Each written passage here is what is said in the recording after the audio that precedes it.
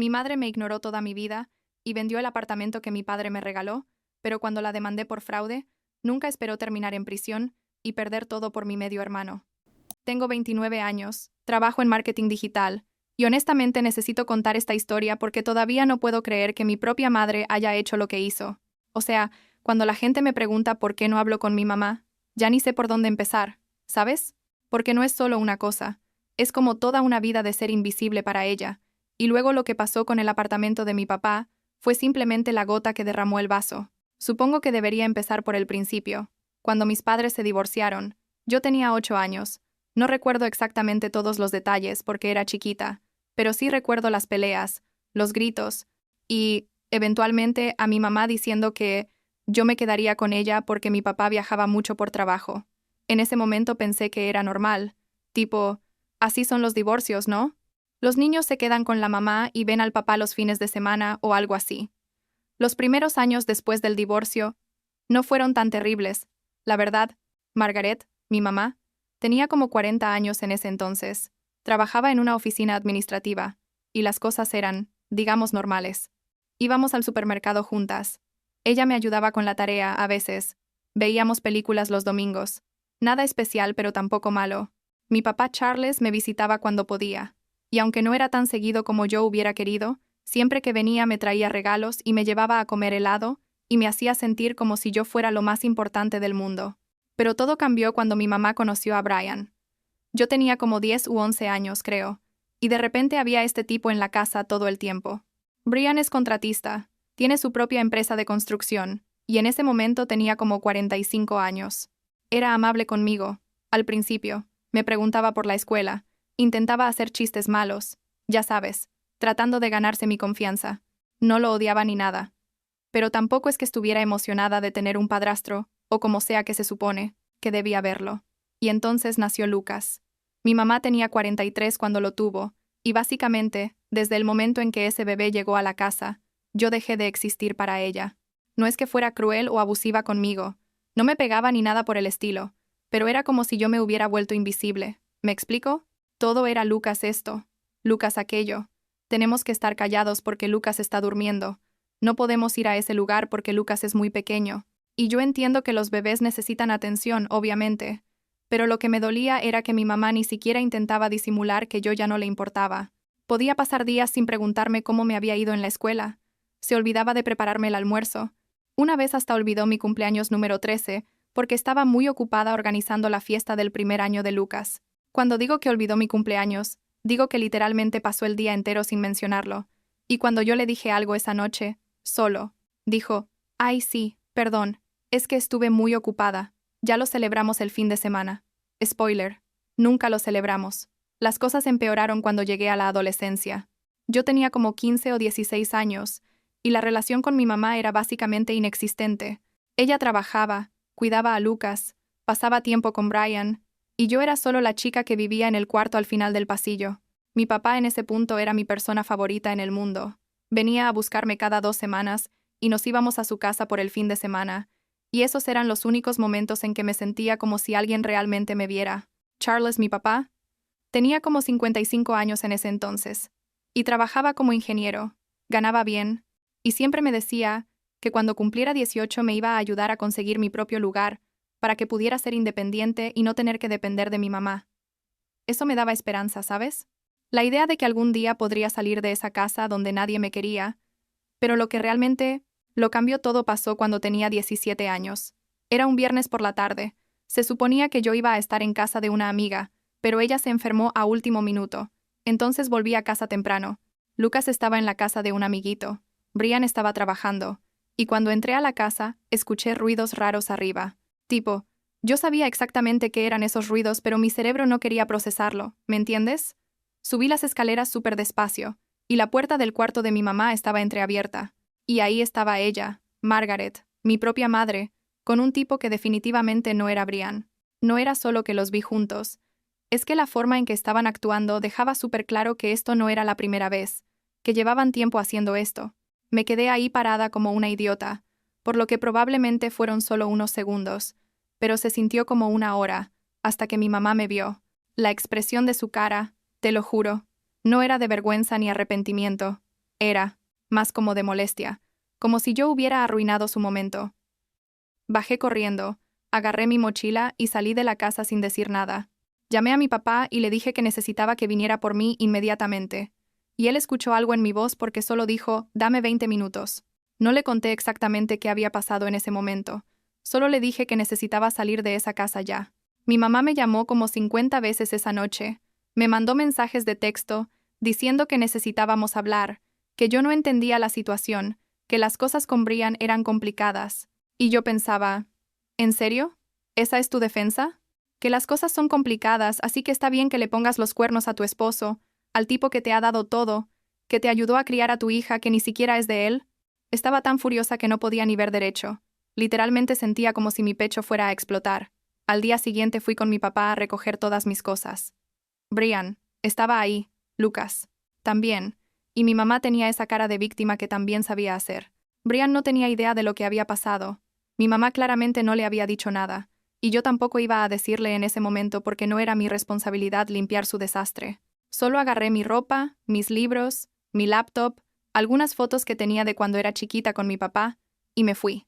Mi mamá intentó detenerme en la puerta, diciendo, Amanda, por favor, no te vayas así, podemos arreglar esto, pero yo solo la miré y le dije, no hay nada que arreglar, ya no quiero estar aquí, y me fui, así nomás. Vivir con mi papá fue como respirar por primera vez en años. Su casa no era enorme ni elegante, pero era tranquila, y él realmente se preocupaba por mí. Me preguntaba cómo me había ido en la escuela, cocinábamos juntos, los fines de semana, veíamos series de televisión por las noches. Era todo lo que había querido tener con mi mamá, pero que ella nunca me dio. Y lo mejor de todo fue cuando cumplí 18 y mi papá me dijo que tenía una sorpresa para mí. Me llevó a ver un apartamento, no era muy grande, tipo un estudio con cocina pequeña y un baño, pero estaba en una zona decente de la ciudad, y me dijo, es tuyo, ya firmé los papeles. Yo no podía creerlo, tipo, literalmente me puse a llorar ahí mismo porque nunca nadie había hecho algo tan importante por mí.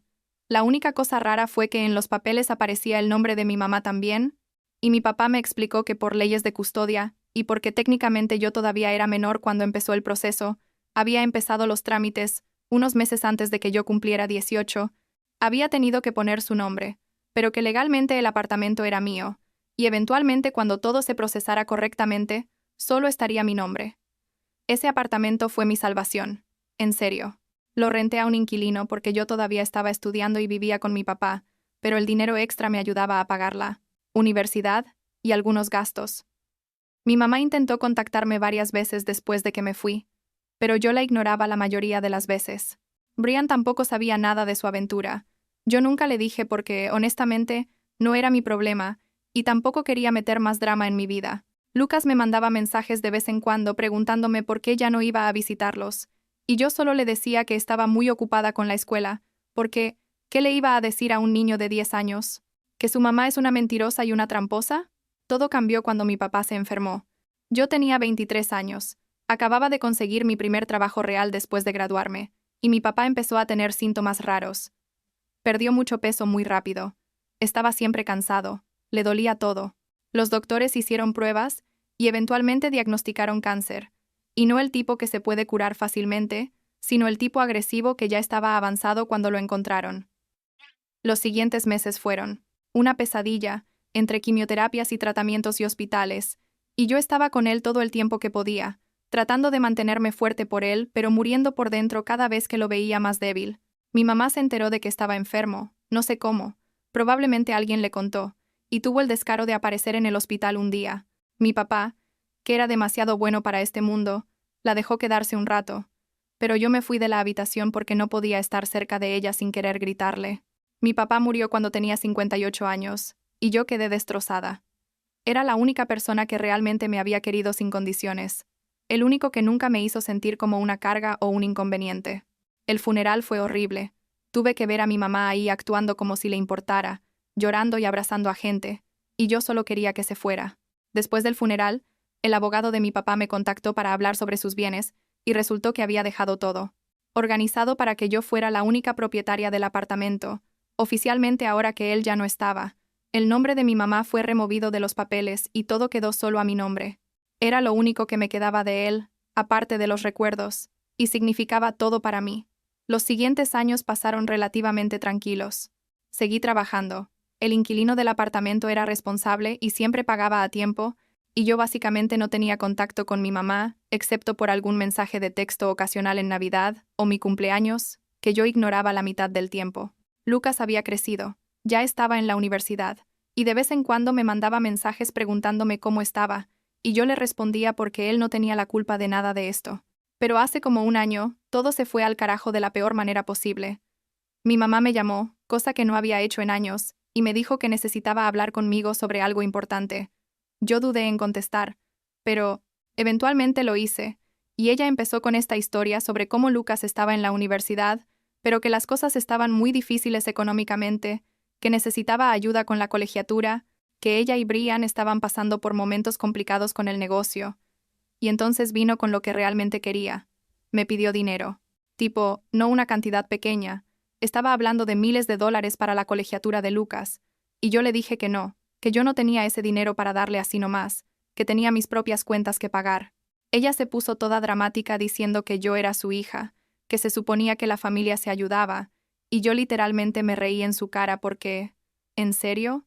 ¿Ella hablándome de familia después de ignorarme toda mi vida? Le colgué el teléfono, y pensé que ese era el fin de eso. Pero unos meses después, mi inquilino me llamó súper alterado, diciendo que había recibido un aviso de desalojo, que el apartamento había sido vendido, y que el nuevo dueño quería que se fuera en 30 días. Yo quedé completamente confundida porque… ¿Qué carajos?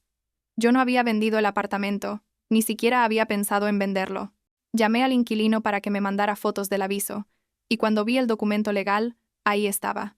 El apartamento efectivamente había sido vendido, y la firma en los papeles supuestamente era mía. Excepto que yo nunca había firmado nada. Nunca había estado en ninguna oficina notarial. Nunca había autorizado ninguna venta. Las manos me empezaron a temblar cuando me di cuenta de lo que probablemente había pasado, pero no quería creerlo porque… ¿Quién hace algo así? ¿Quién falsifica la firma de su propia hija para vender su propiedad? Fui directamente a la casa de mi mamá. Ni siquiera llamé antes. Solo manejé hasta allá con la sangre hirviéndome en las venas. Brian abrió la puerta. Se veía sorprendido de verme porque yo nunca iba ahí. Y le dije, necesito hablar con Margaret ahora. Ella salió de la cocina con esa cara que yo conocía tan bien. Esa expresión de, ya sé que estás molesta, pero voy a hacerme la víctima. Y antes de que pudiera decir cualquier cosa, yo le grité, ¿vendiste mi apartamento? ¿Falsificaste mi firma y vendiste el apartamento que mi papá me dio? Ella intentó negarlo al principio, diciendo que yo no sabía de lo que estaba hablando, pero cuando le mostré los papeles que mi inquilino me había mandado, su cara cambió. Y entonces, y te juro que esto es lo que más me enoja de todo, me dijo que lo había hecho por Lucas, que él necesitaba el dinero para la escuela, que ella tenía derecho a hacer lo que hiciera, porque su nombre había estado en los papeles originalmente, que técnicamente parte de ese apartamento había sido de ella. Yo no podía creer lo que estaba escuchando. Le grité que ella no tenía ningún derecho, que mi papá había puesto su nombre solo por un tecnicismo legal, que el apartamento siempre había sido mío, que ella había cometido fraude y falsificación. Brian se veía completamente perdido. Claramente no sabía nada de esto, y mi mamá seguía con su discurso de que ella era la madre, que yo debería entender, que la familia se ayuda. Y ahí fue cuando algo se rompió en mí, ¿sabes? Tipo, ya no sentía rabia, solo sentía este vacío horrible, y le dije, ¿sabes qué, Margaret? Ya no tengo mamá. Y me fui de esa casa sabiendo que nunca iba a volver. Lo primero que hice fue contactar a un abogado. Le expliqué toda la situación, le mostré los documentos, le di pruebas de que yo nunca había estado presente en la venta, que mi firma había sido falsificada. El abogado me dijo que tenía un caso muy sólido, que lo que mi mamá había hecho era claramente fraude, e incluso podría llevar a cargos criminales. Iniciamos el proceso legal, presentamos todos los documentos necesarios, y durante meses, todo fue una pesadilla de cortes y abogados y papeleo. Mi mamá contrató su propio abogado y intentó argumentar que ella tenía derecho a vender, porque había sido copropietaria en algún punto, pero los registros mostraban claramente que su nombre había sido removido años atrás, y que ella no tenía ninguna autoridad legal sobre la propiedad. También trajeron expertos en caligrafía, que confirmaron que la firma en los documentos de venta no era mía, que había sido falsificada. El juicio fue surreal. Ver a mi mamá ahí, sentada con su abogado, tratando de justificar lo que había hecho, diciendo que solo quería ayudar a su hijo, Que yo tenía un trabajo estable y no necesitaba el apartamento tanto como Lucas necesitaba el dinero para la escuela. El juez no se lo tragó para nada. Las pruebas eran demasiado claras. Había sido fraude obvio, falsificación de firma, venta ilegal de propiedad. La corte falló a mi favor completamente. Declaró que la venta era inválida, que el apartamento seguía siendo legalmente mío, y lo mejor de todo fue que Margaret, mi propia madre, fue encontrada culpable de fraude y falsificación. No solo eso, sino que fue sentenciada a tiempo en prisión. No sé exactamente cuántos años porque todavía están procesando algunos detalles de apelaciones y esas cosas, pero es tiempo real de cárcel, no solo una multa o servicio comunitario. Cuando salí de la corte ese día, me sentía rara, ¿sabes? No feliz exactamente, pero tampoco triste. Era más como un alivio mezclado con este cansancio profundo, como si finalmente pudiera respirar después de estar aguantando la respiración por años. Pero había algo más que necesitaba hacer, algo que había estado guardando por mucho tiempo. Contacté a Brian y le pedí que nos viéramos para tomar un café. Él se veía terrible. Obviamente todo el asunto del juicio y saber que su esposa iba a prisión le había caído como una bomba. Pero cuando nos sentamos, le dije, hay algo que necesitas saber, algo que pasó hace muchos años, y le conté todo sobre lo que vi cuando tenía 17 años, sobre cómo mi mamá le había estado poniendo los cuernos, sobre el tipo que estaba con ella en su cuarto. La cara de Brian se descompuso. Tipo literalmente se puso pálido, y por un momento pensé que iba a vomitar o desmayarse. Me preguntó por qué no le había dicho antes, y yo le expliqué que en ese momento yo era solo una adolescente confundida y enojada que solo quería salir de esa casa, que no había sido mi responsabilidad arreglar su matrimonio. Él se quedó callado por mucho tiempo, y luego solo asintió y dijo, «Gracias por decirme». Brian presentó los papeles de divorcio como 2 semanas después. No sé todos los detalles de cómo va ese proceso, porque honestamente ya no quiero saber nada de eso, pero Lucas me mandó un mensaje diciéndome que sus papás se estaban divorciando y que todo era un desastre. Le respondí que lo sentía mucho, que sabía que era difícil, y que si alguna vez necesitaba hablar, yo estaba ahí, pero que había cosas de adultos entre su mamá y yo que él no necesitaba saber.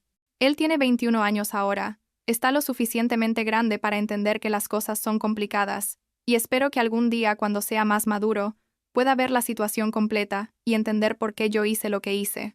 El dinero de la venta fraudulenta eventualmente fue recuperado a través del proceso legal, y después de pagar los honorarios del abogado y resolver todo el desastre con el inquilino que había sido afectado por todo esto, todavía me quedó una cantidad decente. Decidí vender el apartamento para real esta vez, legalmente y por mi cuenta, porque honestamente ya no podía ni verlo sin recordar todo este drama. Con ese dinero compré una casa pequeña en las afueras de la ciudad. Nada lujoso, pero es mía, completamente mía, sin el nombre de nadie más en los papeles, sin recuerdos de traiciones o fraudes. Es un nuevo comienzo, supongo. La gente me pregunta si alguna vez voy a perdonar a mi mamá y, honestamente, no sé qué decirles. Parte de mí siente lástima por ella. Tipo, está en prisión y su vida está arruinada. Su matrimonio terminó. Probablemente su relación con Lucas también está dañada. Pero otra parte de mí, la parte que todavía recuerda a esa niña de 13 años, cuyo cumpleaños fue olvidado, la adolescente que fue ignorada por años, la joven adulta, a quien le robaron lo único que le quedaba de su padre. Esa parte no siente nada, solo vacío. La semana pasada Brian me mandó un mensaje preguntándome cómo estaba, diciéndome que Lucas lo extraña y que si algún día quiero reconectarme con mi medio hermano, él lo apoyaría. Le agradecí y le dije que tal vez algún día, cuando las cosas se calmen y todo este desastre quede más atrás. Por ahora estoy enfocándome en mí, en mi trabajo, en mi casa nueva, en construir la vida que quiero sin toda esta toxicidad. No sé si eso me hace mala persona o si estoy siendo egoísta, pero después de todo lo que pasó, creo que me lo merezco.